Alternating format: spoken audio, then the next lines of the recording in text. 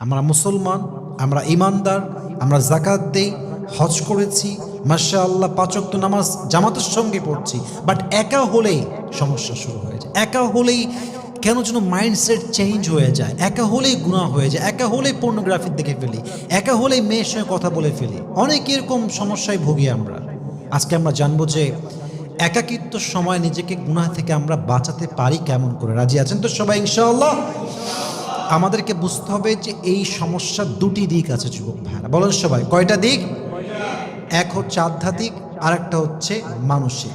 আমি প্রথমে মানসিক সাইড নিয়ে কথা বলছি, এই দিকটা নিয়ে কথা বলছি। দেখুন, আপনাকে এই প্রবলেমটা বুঝতে হলে আগে মানসিক দিকটা বুঝতে হবে। খুব ভালো করে বুঝবেন, সায়েন্সের ভাষায় এটাকে বলা হয় ট্রিগার। এটাকে বলা হয় trigger. This is called trigger. ট্রিগারটা কি?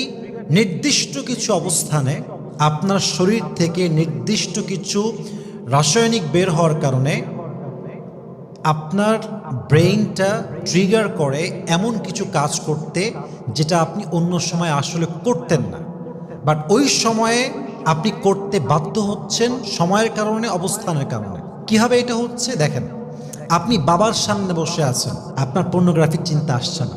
আপনি মসজিদে বসে আছেন, আপনার গান শুনতে মন চাচ্ছে না। আপনি কোরআন তেলাওয়াত করছেন, আপনার কোনো বাজে ভিডিও দেখতে মন চাচ্ছে না। কিন্তু আপনি যখন একা আছেন, জানালা লকড, দরজা লকড, কেউ নেই, তখনই আপনার ব্রেইনটা আপনাকে ট্রিগার করছে বাজে কিছু দেখার জন্য, বাজে কিছু করার জন্য।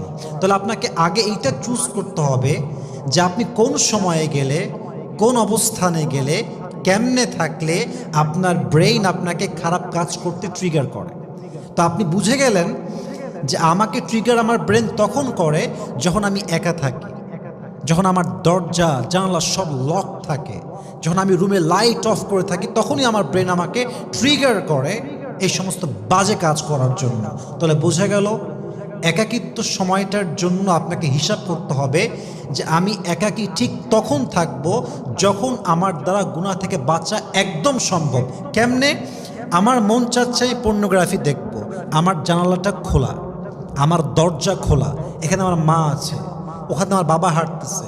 তো আমি একা থাকলেও কি হবে, আমার আশেপাশে আমার লোকজন আছে, এদের জন্য আমি পর্নোগ্রাফি দেখতে পারবো না। ঠিক কিনা বলেন যুবক ভাইরা? আপনাকে অবস্থান চুজ করতে হবে। যত আপনি একাকী কম থাকবেন, দেখবেন তত বেশি আপনার ব্রেইন আপনাকে খারাপ কাজে ট্রিগার করতে পারবে না। ঠিক কিনা বলেন যুবক ভাইরা আপনারা?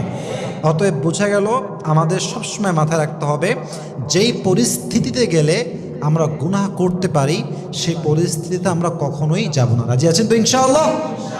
দুই, আধ্যাত্মিক দিক। আধ্যাত্মিক দিকটা হচ্ছে এরকম যে মানুষের নেচারটাই হচ্ছে এরকম যে মানুষ গুনাহ করবে পুরো জীবন। বলবেন এটা কেমন কথা, পুরো জীবন? আপনি ভবিষ্যৎবাণী করছেন না। হাদিসে আসছে عن أنس بن مالك رضي الله تعالى عنه أنه قال قال رسول الله صلى الله عليه وسلم كل بني آدم خطاء وخير الخطائين التوابون। এখানে যে শব্দটা আসছে খত্তা, মুবালাগার অর্থে, অর্থাৎ প্রত্যেকটা আদম সন্তান ভুল করবে, একবার না, রিপিট আফটার রিপিট, একের পর এক ভুল সে করতেই থাকবে। আর সবচেয়ে উত্তম বনি আদম হচ্ছে সে যে ভুলের পরে তওবা করে একজনের কাছে আওয়াজ দিয়ে বলেন তো তিনি কে? তবে হ্যাঁ, যদি আপনার তওবা হয় এই নিয়তে যে আরে সকালে করলাম তওবা, রাতে তো আবার করবোই, রাতে করে ভাবছেন সকালে আবার করবো, এখন তওবা করে ফেলি, এই নিয়তে তওবা আপনার কখনোই কবুল হবে না। দলিল কি? কোরআনে আল্লাহ তাআলা বলছেন ওয়ালাইসাতি তাওবাতু লিল্লাযিনা ইয়ামালুনা সাইয়্যাত। তওবা তাদের জন্য নয় যারা বারবার গুনাহ করার ইচ্ছা করে তওবা করে। তওবা কাদের জন্য? আল্লাহ আরেক আয়াতে বলছেন, সূরা আলে ইমরান 4 নম্বর পারা 6 নম্বর পৃষ্ঠা, ওয়ালাম ইউসিররু আলা মা ফাআলু ওয়া হুম ইয়ালামুন।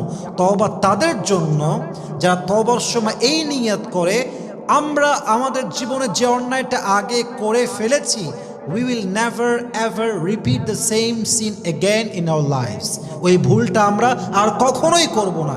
এই নিয়ে যে তওবা করবে, তার তওবা কবুল করবে একজন। আওয়াজ দিয়ে বলেন তো তিনি কে?